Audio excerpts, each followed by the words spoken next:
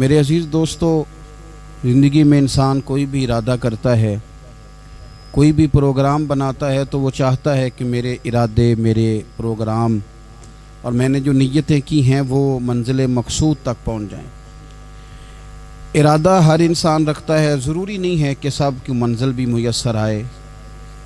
کچھ لوگوں کا مقدر رستہ بھی ہوتا ہے، کچھ لوگوں کا نصیبہ، کچھ دیر کا سفر بھی ہوتا ہے۔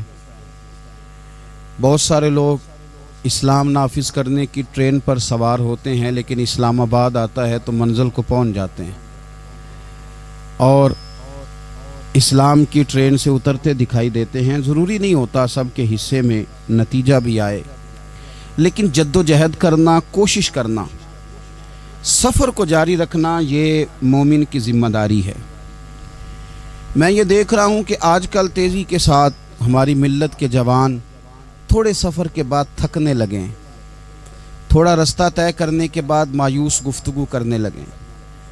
اللہ تبارک و تعالیٰ نے انسان کی اور بالخصوص بندہ مومن کی تربیت کرتے ہوئے کہا ہے کہ یا ایھا الذین آمنوا اصبروا، اے ایمان والو صبر کرو، وصابروا اور ڈٹے رہو، ورابطوا اور کمر بستہ رہو، جد و جہد کرتے رہو، واتقوا اللہ اور اللہ سے ڈرو، لعلکم تفلحون تاکہ تم فلاح پا جاؤ۔ صبر کرو، ڈٹے رہو اور جد و جہد جاری رکھو، ورابطوا کمر بستہ رہو، پڑھتے رہو۔ میدان کربلا کے اندر دو چیزیں جو سب سے زیادہ نمایاں ہیں اور جو سب سے زیادہ واضح ہیں، جو بڑی نکھری ہوئی ہمیں دکھائی دیتی ہیں، اور وہی دو چیزیں ہیں جس کی آج ہمارے اندر تیزی سے کمی ہوتی جا رہی۔ بڑے یہ شکایت کرتے ہیں کہ آپ نوجوانوں کو سمجھائیں، ان کو جلدی کاہے کہ یہ حالات ٹھیک ہو جائیں گے۔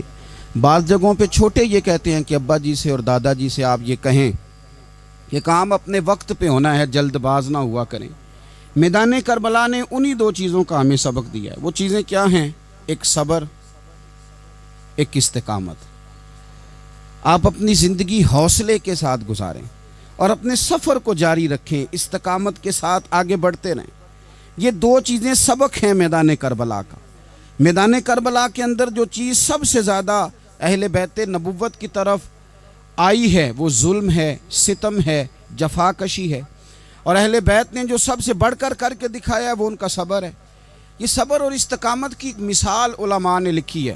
جس طرح دریا کے دو کنارے ہوتے ہیں نا، اگر وہ دو کنارے دریا کے موجود رہیں تو وہ دریا اپنے مقام پہ جا کے کھیت کو پانی دیتا ہے، کھلیان کو پانی دیتا ہے، سبزیاں اگتی ہیں، درخت اگتے ہیں، زمین بنجر ہو تو اس کی آبیاری ہوتی ہے۔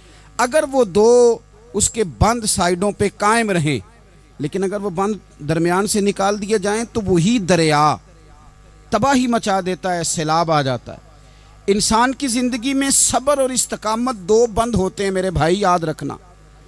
اگر آپ کے اندر صبر اور استقامت ہے تو آپ کی خواہشات کنٹرول میں رہتی ہیں، اور اگر یہ صبر اور استقامت آپ سے چھوٹ جاتا ہے، بڑا کچھ لوگ کہیں گے، بڑی باتیں کریں گے، بڑا کچھ سنایا جائے گا، اپنے بیگانے کئی رستوں پر کئی جملے کسیں گے، اگر یہ دونوں بند ٹوٹ گئے تو آپ کی خواہشات بے لگام ہو جائیں گی، وہ آپ سے وہ کام کرائیں گی جو آپ نے خواب میں بھی نہیں سوچا ہوگا۔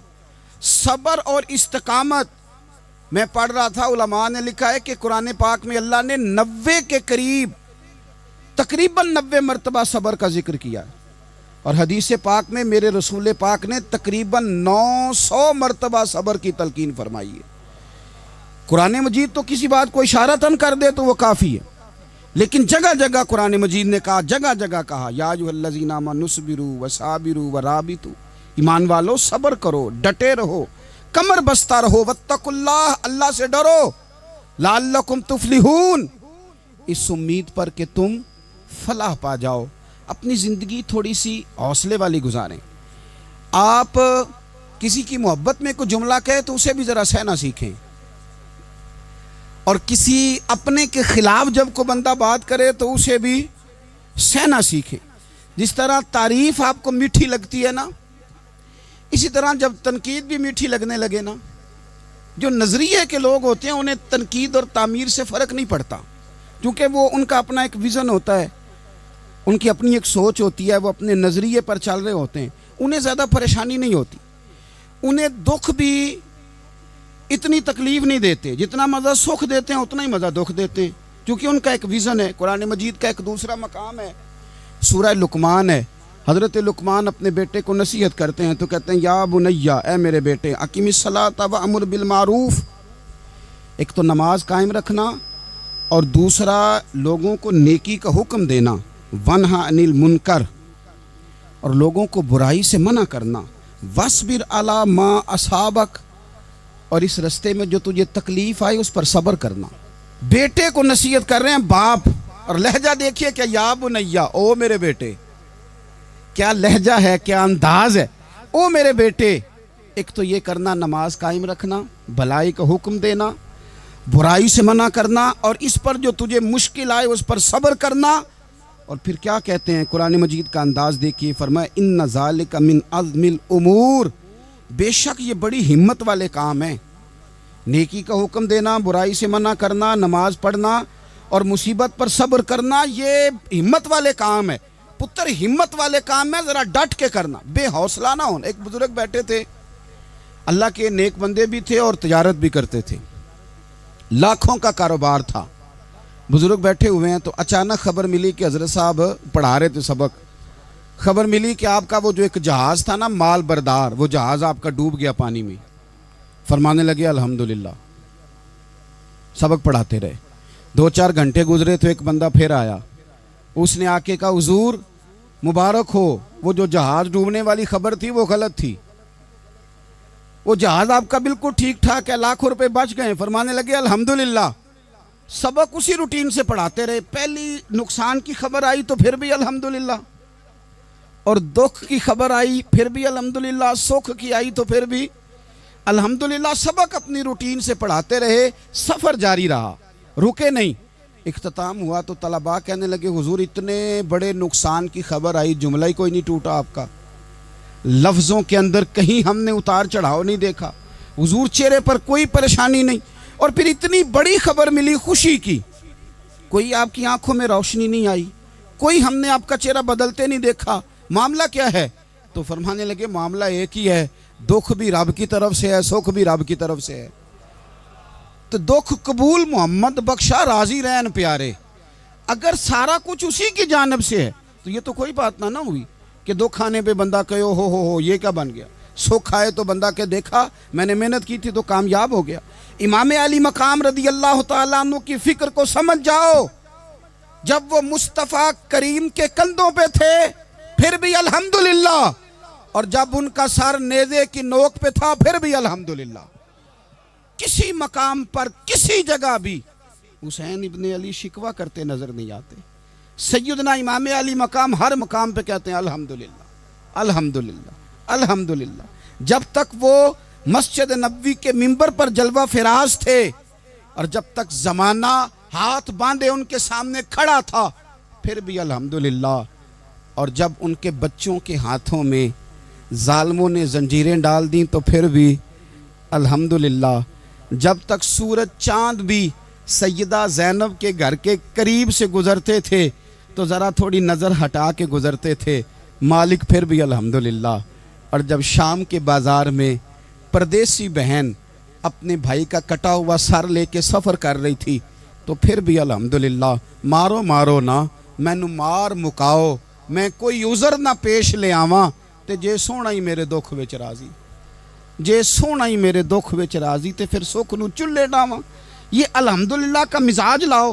یہ روز جو گھر میں لڑائی کرنا، روز اختلاف رائے کی بات کرنا، روز کبھی کسی کی غیبت کرنا، کبھی کسی کی کرنا، کبھی کسی چوک میں بیٹھ کے شکوہ کرنا، کبھی کسی چوک میں بیٹھ کے شکوہ کرنا، کبھی کہنا کہ فلاں جگہ میں ناکام ہو گیا، فلاں کی وجہ سے ہو گیا، یہ کچھ شیوا ہے مسلمانی کا؟ مسلمان ہر حال میں اللہ کی تسبیح پڑھتا ہے، مسلمان ہر حال میں اپنے رب کو یاد کرتا ہے۔ وہ کہتا ہے بہار ہو کے خزاں لا الہ الا اللہ، خودی کا سر نہاں لا الہ الا اللہ، خودی کا تیغ فساں لا الہ الا اللہ۔ اور اگرچہ بت ہیں جماعت کی آستینوں میں، اگرچہ بت ہیں جماعت کی آستینوں میں، پر میری مجبوری ہے نا، مجھے ہے حکم اذاں، لا الہ الا اللہ، اپنی ڈیوٹی کرتا ہے وہ اپنے کام لگا رہتا ہے۔ آپ کبھی پلٹ کر میرے رسول پاک صلی اللہ تعالی علیہ وسلم کی خوبصورت زندگی کو دیکھیں نا، خوبصورت زندگی کو۔ میں کیا کروں، ہمارے مزاجوں میں باتیں ایسی آتی جا رہی ہیں، ہم انتظار کرنے کو تیار ہی نہیں۔ ابھی محنت کیا تو شام کو رزلٹ آنا چاہیے۔ جو پوری 5 دن نماز پڑھ لیتا ہے وہ کہتا ہے ابھی میں ولی نہیں بنا، اتنے دن ہو گئے نماز پڑھتے۔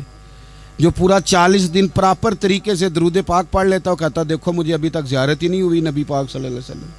جو ابھی کل آیا ہے اور کل ابھی اس شخص نے آ کر کے شروع کیا ہے سلسلہ، تو کہتا ہے اوہو میرا معرفت والوں میں نام کب آئے گا؟ وہ بھائی لوگوں کی زندگیاں گزر گئی، لوگوں کے احوال گزر گئے۔ میں بیٹھا تھا بزرگوں کی خدمت میں، تو ایک شخص نے آ کے کہا حضور میں آپ کے لیے سلام لایا ہوں فلاں عظیم ہستی کا۔ تو حضرت صاحب نے اس کو تھپکی دی، فرمانے لگے پتر میں انہیں جوگا نہیں، تینوں کوئی پلیکھا لگ گیا ہے، میں بدکار پرانا خادم، میں نہیں اس قابل یار، یہ تجھے غلطی لگ گئی ہے، مجھے تو اپنے اعمال کا پتہ ہے، میں موجود تھا اور صاحب علم و فضل بندے کے پاس تھا۔ کہنے لگے پتر میں نہیں اس قابل، مہربانی کرنا تو میرے لیے دعا کر، اللہ تعالیٰ میرے اوپر رحمت کر دے اور کوئی رستہ کھل جائے۔ اور سجنوں سنو، حضرت عمر فاروق جیسا بندہ میرے رسول پاک صلی اللہ علیہ وسلم کے غلاموں میں مولا علی شیر خدا کا مرتبہ کون جان سکتا ہے؟ حضرت علی کہا کرتے تھے میرا دل کرتا ہے اس طرح کے اعمال لے کے اللہ کی بارگاہ میں جاؤں جو اعمال سیدنا فاروق اعظم کے ہیں۔ اتنا صالح بندہ، اتنا پرہیزگار بندہ، لیکن حضرت عمر فاروق کے انتقال کا وقت آیا تو لوگ ان کی تعریفیں کرنے لگے، عمر کی بڑی بات ہے، عمر کی بڑی بات ہے۔ تو حضرت عمر رو پڑے، فرمانے لگے میرے لیے دعا کرو، مجھے درجہ کوئی بھی نہ ملے، بس میریاں نیکیاں اور بدیاں برابر برابر ہو جائیں، میں معاف کر دیا جاؤں، نیکی اور بدی برابر برابر ہو، چھوڑ دیا جاؤں۔ درجوں کا تو معاملہ بڑا آگے کا ہے، اتنی جلدی، اتنی سپیڈ، اتنی ہمیں جلد فٹافٹ ہو جائے، سویرے ہو جائے۔ آپ اپنی جد و جہد تو کریں، آپ تھوڑا پلٹ کے تو دیکھیں، آپ دیکھیں کہ لوگ میدانوں میں رہے، حضرت خالد بن ولید میدان میں رہے، حضرت سعد بن ابی وقاص میدان میں رہے، حضرت سیدنا ابو عبیدہ بن جراح میدان میں رہے، یہ لوگ ہمیشہ میدانوں میں رہے، اپنی اپنی ڈیوٹی کر کے چلے گئے۔ اسلام پھیلتا رہا، اپنی اپنی ترتیب سے آگے جاتا رہا، اپنے اپنے رنگ میں اللہ تعالیٰ لوگوں کو دین کی سمجھ عطا کرتا رہا۔ جلدی بڑی ہے، بہت جلدی ہے، شارٹ دروازہ چاہیے، صبر ہی کوئی نہیں، استقامت ہی کوئی نہیں، فٹافٹ ہو جائے۔ بہت سارے لوگ آ کے کہتے ہیں حضرت صاحب نماز تو پڑھنے لگا ہوں، روزہ تو رکھنے لگا ہوں، داڑھی بھی میں نے رکھ لی ہے اور آپ کے پاس بھی آتا ہوں، اب کوئی نگاہ کر دینا۔ تو میں کہتا ہوں یہ جو نماز آپ نے شروع کی ہے یہ بغیر نگاہ کی ہو گئی ہے، یہ جو آپ آنا شروع ہو گئے ہیں تو اس کو آپ نگاہ نہیں سمجھتے، اور یہ بھی میری نگاہ نہیں، پریشان نہ ہو جائیے گا، یہ بھی اللہ رسول کی نگاہ ہی ہے۔ او خدا کے بندو، تھوڑا سا اپنی زندگی میں صبر اور استقامت کو لاؤ، تھوڑا رستے پہ چلنا سیکھو۔ اور میں آپ کو ایک بات عرض کروں، ہمارے صوفیاء نے ایک باریک نقطہ بھی بیان کیا، وہ کہتے ہیں یہ جو وصال ہے نا، وصال، یہ تو اختتام ہے،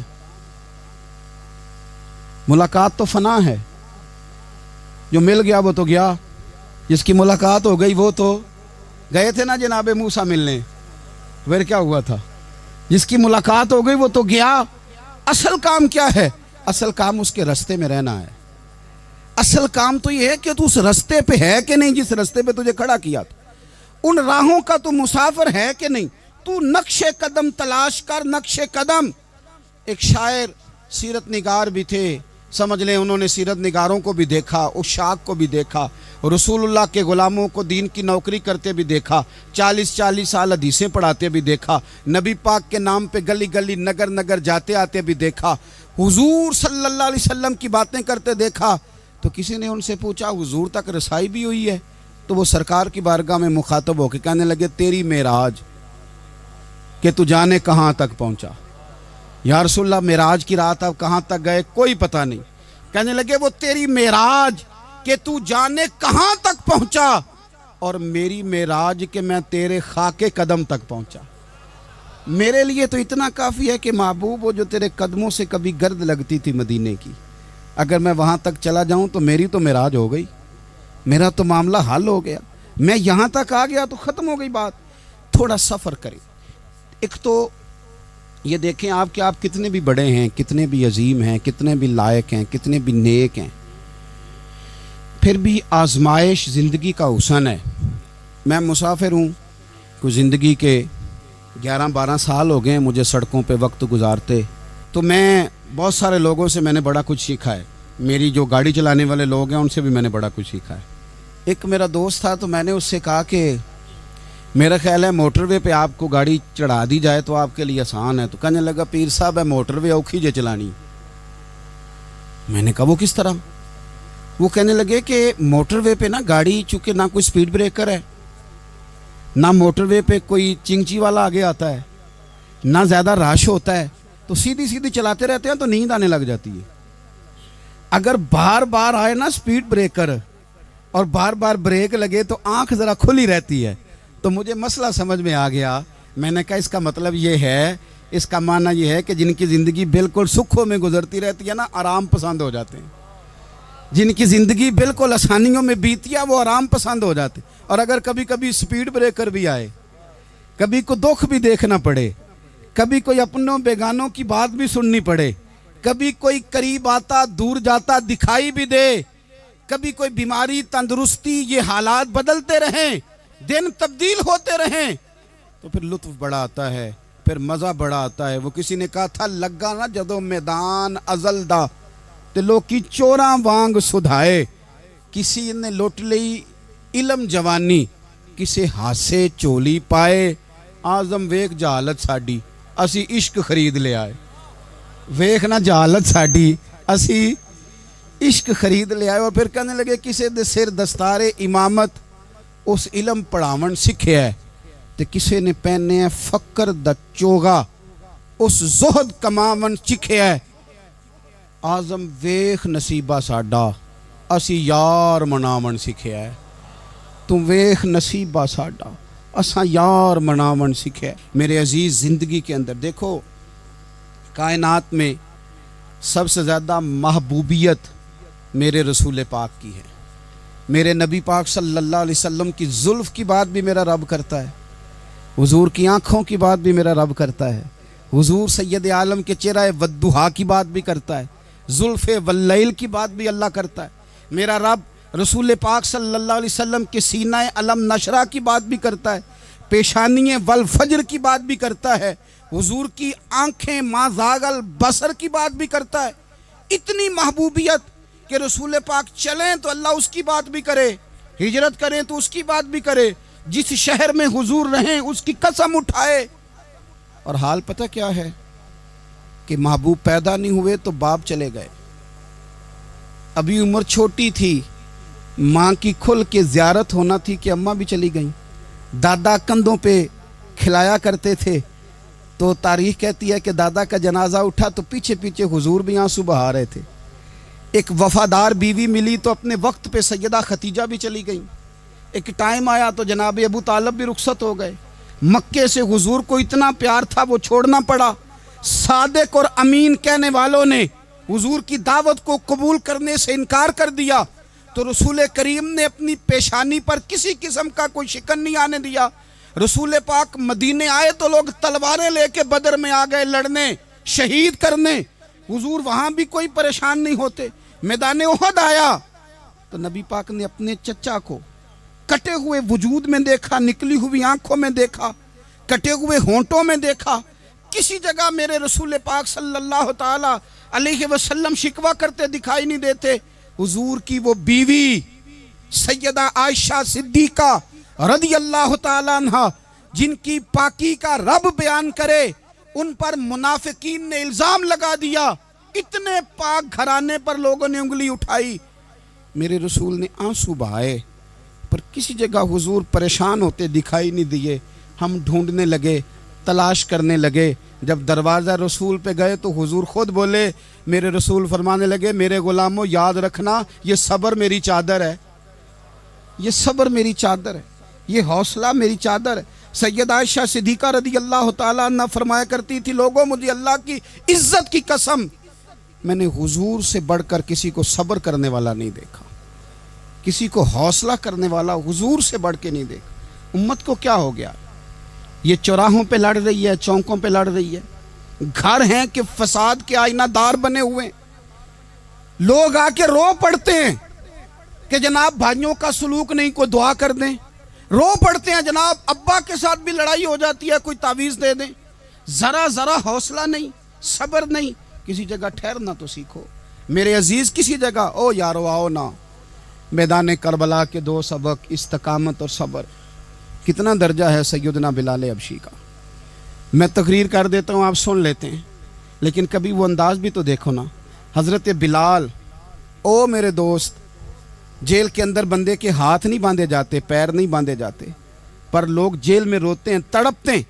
سیدنا بلال کہتے ہیں میں کلمہ پڑھتا تھا، رات امیہ مجھے باندھ کے رکھتا تھا، اور سویرے جب پتھر اچھی طرح تپ جاتے تھے نا تو لا کے باہر مجھے پتھروں پہ لٹا دیتا تھا، اور میرے وجود پر بھاری بھرکم پتھر رکھ دیتا تھا۔ سننا ذرا، تصور میں لانا، بلا میں کیا کہنے لگا ہوں۔ حضرت حسان بن ثابت رضی اللہ تعالیٰ عنہ فرماتے ہیں میں مکہ مکرمہ آیا حج یا عمرے کے لیے، تو میں نے مسجد نبوی کے جو آج مؤذن بلال ہیں، میں نے ان کا یہ رنگ دیکھا کہ مکے کے بچوں نے ان کے گلے میں رسی باندھ کے نا تو ہاتھوں میں پکڑی ہوئی ہے، اور مکے کے بازاروں میں نا ان کو کھینچتے ہیں، لے جاتے ہیں۔ میں نے ایک شخص سے پوچھا یہ کیا ماجرا ہے، کیا معمہ ہے؟ تو بتانے والوں نے بتایا کہ یہ کالے رنگ کا حبشی غلام مار سارا دن کھاتا ہے، اس کے ساتھ لوگ وہ سلوک کرتے ہیں جو اذیت ناک اور خوفناک ہے، سارا دن مار کھاتا ہے پر اپنی زبان پہ خدا کا نام لیتا رہتا ہے، محمد مصطفیٰ کا نام لیتا رہتا ہے۔ او تینوں لب دیاں آپ گواچے، سانو اپنی خبر نہ کوئی، اویخنا ساتھوں پارے نی ککھ گلیاں، ہن تے آخ دے لوگ شدائی، اسی ننگ نموس دا ساڑ کے چولا، گل پہنے ہے تاج گدائی، اوے سجنا اپنا آپ گوایا ہے، تاں یار نے چاتی پائی۔ بھائی اس طرح کا لوگوں نے بھی انداز دیکھا، لیکن ہمارا یہ حال ہے کہ کسی جگہ بھی ٹھہراؤ نہیں، کسی جگہ بھی ٹھہراؤ نہیں، کسی جگہ بھی صبر نہیں، کسی کام پر بھی استقامت نہیں۔ ہماری دوستیاں روز ٹوٹتی ہیں، تعلقات روز کمزور پڑتے ہیں، ہم بڑے جوش کے ساتھ آگے بڑھتے ہیں اور بڑے بڑے اعلانیہ وعدے کرتے ہیں۔ کون سی چیز ہے جو ہمیں کمزور کر دیتی ہے؟ سوائے اس کے کہ ہمارا نفس کمزور ہے، سوائے اس کے کہ ہمارا نظریہ کمزور ہے، سوائے اس کے کہ ہمارے اندر وہ طاقت نہیں جو ہمیں استقامت پہ لا کے کھڑا کرے، جو ہمارے اندر حوصلہ پیدا کرے۔ یاد رکھنا میدان کربلا کے اندر حضرت سیدنا امام حسین رضی اللہ تعالیٰ عنہ کا جو حوصلہ تھا وہ اتنا مثالی تھا، اتنا مثالی تھا، اتنا مثالی تھا۔ ایک جنازہ گھر میں اٹھ جائے نا، اور خدا معاف کرے وہ کسی جوان کا ہو، تو بوڑھے کی کمر کئی روز کھڑی نہیں ہوتی۔ لیکن کربلا کے اس شاہ سوار کی کہانی بھی سننا میرے بھائی، جو اپنے کندھے پہ صبح سے لاشیں اٹھا کے لا رہے ہیں، صبح سے امام علی مقام لاشیں اٹھا کے لاتے ہیں۔ حضرت قاسم بن حسن کا لاشا اٹھا کے لا کے رکھا، حضرت علی اکبر شہید ہو گئے، آواز دی ابا جی سنبھالنا، تو لاش مبارک اٹھا کے رکھی، جناب علی اصغر کی لاش اٹھا کے رکھی۔ بھائی بڑے پیارے ہوتے ہیں، بڑے ہی پیارے ہوتے ہیں، نہ مانے ہم اپنی اولادوں کے سامنے، پر بڑے پیارے ہوتے ہیں، جتنا مرضی شکوہ کریں۔ بھائی پائیاں دیاں باواں ہوندے تے بھائی پائیاں دے ویری، بڑے پیارے ہوتے ہیں، کیا کریں بھائی جو ہوئے نہیں ان کی تکلیف سہی جاتی۔ حضرت عباس رضی اللہ تعالیٰ عنہ کو جب امام علی مقام اٹھا کے لا رہے تھے تو 1 منٹ کے لیے رکے اور کہنے لگے اللہ اب میری کمر کمزور پڑ گئی ہے، میرا بھائی چلا گیا تو پیچھے سے نا کچھ کمزور پڑ گئی ہے۔ اتنی ساری میتیں اٹھا کے لا کے، اتنا حوصلہ حسین ابن علی کا، پھر جا کے امام علی مقام گرم ریت سے تیمم کرتے ہیں، پھر وہ گھوڑے پہ بیٹھتے ہیں، پھر وہ رجز پڑھتے ہیں، پھر وہ خطبہ دیتے ہیں، پھر وہ حق کا اعلان کرتے ہیں، پھر وہ ظلم کو للکارتے ہیں، پھر وہ 56 سال کے بڑھاپے میں جب میدان میں گھوڑے کو ایڑی لگا کے آتے ہیں اور اس طرح کاٹتے ہیں یزیدیوں کی کمر کو، گلوں کو، کہ عمر بن سعد کہتا ہے اکیلے اکیلے نہ جاؤ، یہ کوئی معمولی ہے، یہ علی حیدر کا لال ہے، اکیلے اکیلے جاؤ گے تو لشکر کاٹ دے گا، یک بارگی حملہ کرو، یک بارگی، پھر ہو سکتا ہے حسین تمہارے قابو آئے۔ امام علی مقام میدان کربلا میں جب تیر کھا رہے تھے تو تجھے حوصلہ سکھا رہے تھے، مجھے حوصلہ سکھا رہے تھے۔ جب وہ میدان کربلا میں نیزے کھا رہے تھے، زخم لے رہے تھے تو ڈٹنا سکھا رہے تھے، حوصلہ کرنا سکھا رہے تھے۔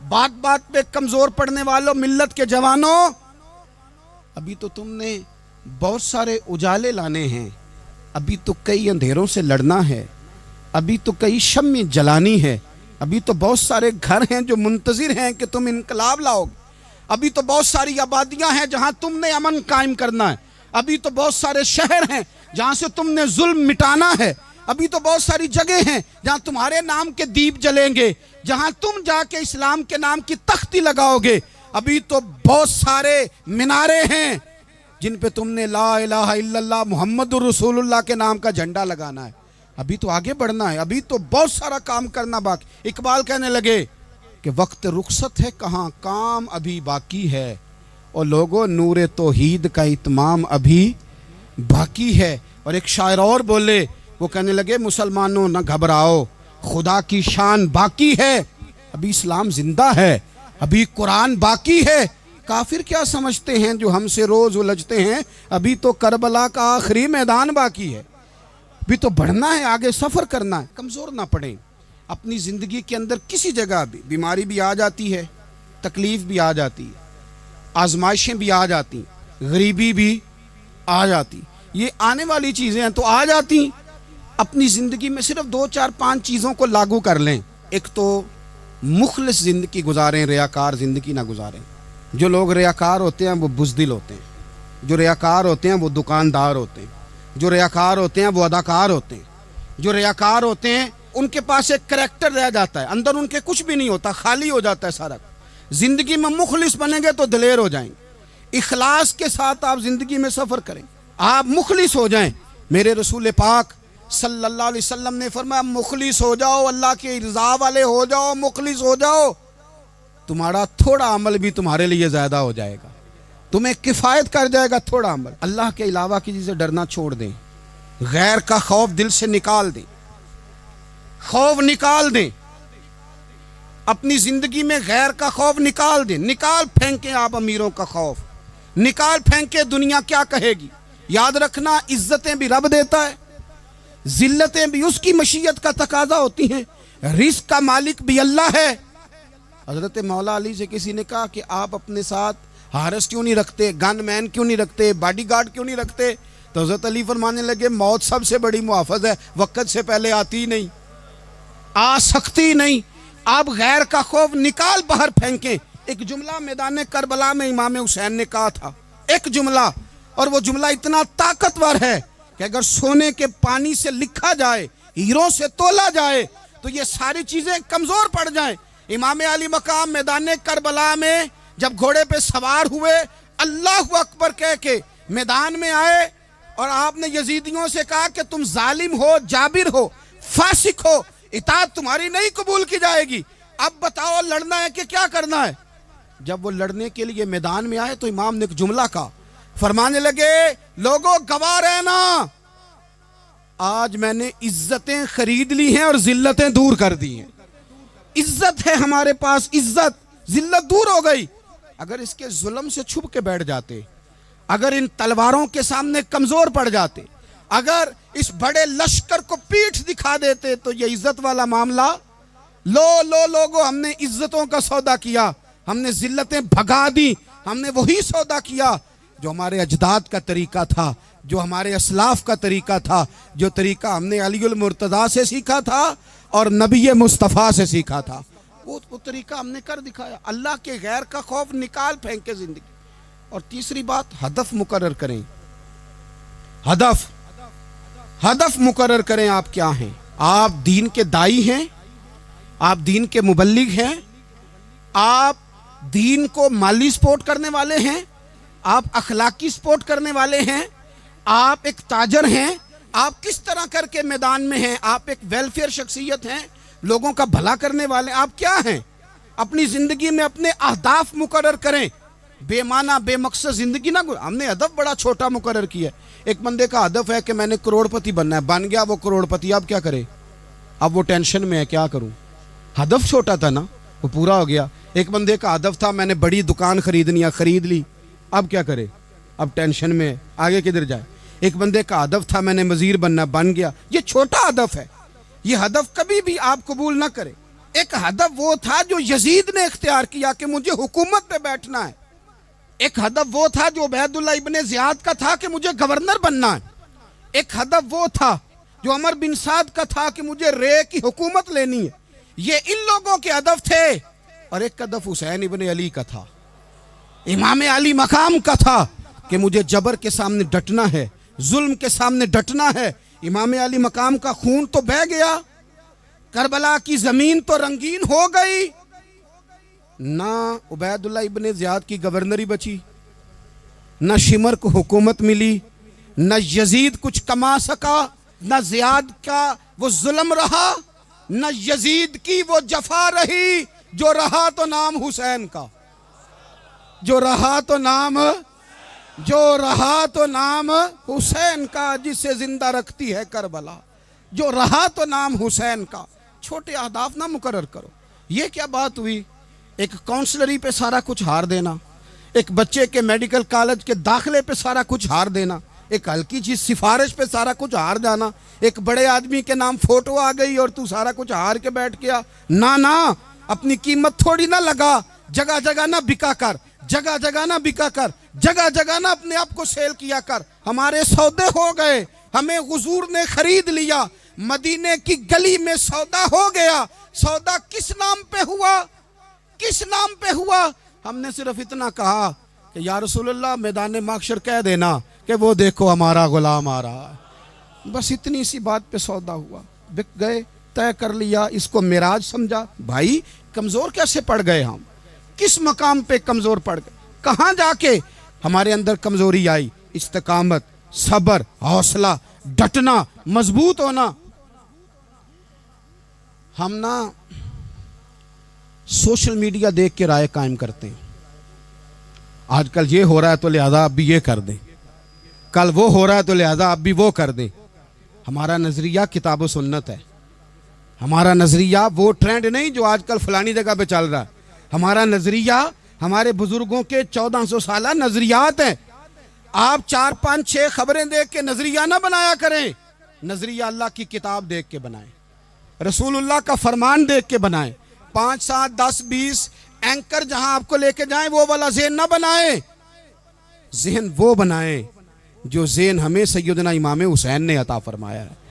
اپنی زندگی میں ایک تو اخلاص لائیں، اللہ کے غیر کا خوف نکالیں، ہدف مقرر کریں، اور مزاج جد و جہد والا بنائیں، جد و جہد والا۔ میرے حضرت صاحب، میرے تاج الشریعہ، میرے شیخ، میرے مربی، میرے محسن، سرمایہ حیات، میری آنکھوں میں بھی وہ جلوہ ہے کہ میں نے ان کو دیکھا ہے۔ انہوں نے اپنی زندگی ایک کونے سے شروع کی، پوری دنیا کا انہوں نے سفر کیا۔ انہیں پتا تھا کہ بریلی شریف میں لاکھوں لوگ آتے ہیں، یہاں عرس ہوتے ہیں، لیکن ان کی ایک وصیت ہے، وہ بہت ساری جگہ آڈیو ریکارڈنگ بھی اس کی موجود ہے۔ حضرت نے فرمایا تھا میں زندگی میں رسول اللہ کے دین کے لیے نکلا ہوا ہوں، میں جگہ جگہ سفر کرتا رہتا ہوں، میری وصیت ہے اس رستے میں اگر کہیں میرا آخری وقت آئے تو مجھے بریلی شریف نہ لے کے جانا، اسی راہ میں مجھے دفن کر دینا، اسی راہ میں، اسی جگہ دفن کر دینا۔ میں چاہتا ہوں اسی راہ پہ دفن ہو جاؤں، اسی جگہ۔ عدم سے لائی ہے ہستی میں آرزو رسول، دیکھو ہمیں کہاں کہاں لیے پھرتی ہے جستجو رسول، کہاں کہاں لیے پھرتی ہے جستجو رسول، اور میں اپنی حیاتی تو قربان تھی وہاں۔ دیکھو محمد پکیندے گزر گئی، احد نال احمد صدیندے گزر گئی۔ کہا کہ اسی رستے میں نا، اسی رستے میں، یعنی رستہ ہو اور جب آخری وقت کا اعلان ہو تو لوگ کہیں کہ وہ تو حضور کے دین کی بات بتانے گیا تھا، اور کوئی کہے وہ تو ابھی ابھی رسول اللہ کا دین سنا کے گیا تھا، اور کوئی کہے کہ اس نے تو کل بھی وعدہ کیا تھا کہ وہ آئے گا اور حضور کی بات سنائے گا۔ عدم سے لائی ہے نا ہستی میں ہمیں آرزو رسول۔ لوگوں دیکھو نا ہمیں کہاں کہاں لیے پھرتی ہے جستجو رسول۔ پھر عجب ہی نظارہ ہو میدان حشر میں بے دم کہ سب ہوں پیش خدا، اور میں روبرو رسول۔ اپنی زندگی میں اہداف مقرر کریں لوگوں۔ ہم نے اپنے بچوں کو، اولادوں کو، قبیلوں کو، بستیوں کو، برادریوں کو بڑا کچھ دیا ہے۔ آؤ نہ آج ہم اللہ کے حضور کچھ ارادے کریں کہ ہم اپنے دین کو بھی کچھ دیں گے، ہم اپنے مذہب کے لیے بھی کچھ کریں گے۔ آپ یقین کریں کالج مضبوط ہو گئے، مدارس کمزور ہو گئے۔ آپ یقین کریں کھیل کے اڈے آباد ہو گئے۔ خدا را اپنے دین کے لیے بھی سوچنا سیکھیں، اپنی اسلامی اقدار کے لیے بھی سوچنا سیکھیں، دین کی سربلندی کے لیے بھی سوچنا سیکھیں۔ میری زندگی کا مقصد تیرے دین کی سرفرازی، میں اسی لیے مسلمان، میں اسی لیے نمازی۔ حضرت عمر فاروق رضی اللہ تعالیٰ عنہ نا ہاتھ کے اندر تلوار لے کے دین کی پہرے داری کو نکلتے تھے۔ امام حسین نے تلوار لی، میدان میں دین کی پہرے داری کو نکلے، دین کی اقدار بچائی ہیں امام حسین۔ کسی شاعر نے کہا تھا دین نبی دا وانگ یتیمہ رووے تے کرلاوے، آکھے او لوکو میں کتھوں لباں عمر بہادر جڑا مینوں سینے لاوے۔ امام حسین نے اقدار بچائے دین کے۔ فرمایا فاسق، فاجر، ظالم، شرابی یہ مسلمانوں کے حکمران ہو سکتے؟ تو جو اقدار امام علی مقام بچانے نکلے ساری اولاد سمیت، ان کو بچانے کے لیے میں اور آپ کیا اقدامات کر رہے ہیں؟ ہم کیا کر رہے ہیں؟ ہمارے ملک کے اندر آہستہ آہستہ آپ غور کر لیں زنا بالجبر کہاں چلا گیا۔ معاذ اللہ عام زنا کے حالات کتنے خوفناک ہیں، زیادتیوں کی شرح کتنی بڑھ گئی ہے۔ آپ دیکھیں روز وہ خبریں، وہ چیزیں سنی نہیں جاتی۔ معصوم بچیاں، جنسی درندگی کے جو حوال ہیں، ابھی بھی لوگوں کو انتظار ہے کہ انہوں نے حسینی کب بننا ہے، فکر حسینی کے پاسبان بنے۔ یہی تو وقت ہے جب امام علی مقام آپ کو پکار رہے ہیں۔ اپنے اپنے چکر میں الجھ کر اقبال کہتے ہیں ہر کوئی مست مئے ذوق تن آسانی ہے، حیدری فقر نے دولت عثمانی ہے، تم کو اسلاف سے کیا نسبت روحانی ہے، وہ معزز تھے زمانے میں مسلمان ہو کر، اور ہم خار ہوئے تار کے قرآن ہو کر۔ اٹھنے کا وقت ہے، ارادے کرنے کا وقت ہے۔ اسلامی اقدار اپنے گھروں میں، اپنی جمعیت میں، اپنے قبیلے میں اس کے نفاذ کا وقت ہے۔ جد و جہد کریں، آگے بڑھیں، ہمت کریں۔ جس کی کوئی نماز آج کی رہ گئی ہے وہ ساری نمازیں پوری کر کے، جو قضا ہیں وہ ادا کر کے سوئے۔ اللہ کی بارگاہ میں استغفار پڑھیں، توبہ کر کے اپنے وقت کو بتائیں۔ چھوڑ دیں دوسروں کی غلطیوں پہ اتنا وقت لگانا، اپنے اوپر تھوڑی محنت کریں، اپنے اندر کچھ خامیاں نکالیں اور کچھ اپنے آپ کو رگڑ کے خوبیاں پیدا کریں، اور اپنی صلاحیتیں اپنے دین کے لیے خرچ کریں، اپنی خوبیاں دین کے لیے لگانے کی کوشش کریں۔ ہم بھی دوبارہ سے تجدید عہد وفا کرتے ہیں، دوبارہ سے آج کہتے ہیں کہ یا رسول اللہ صلی اللہ علیہ وسلم، ہمارا وعدہ ہے کہ میری زندگی کا مقصد تیرے دین کی سرفرازی، میری زندگی کا مقصد تیرے دین کی سرفرازی، میں اسی لیے مسلمان، میں اسی لیے نمازی۔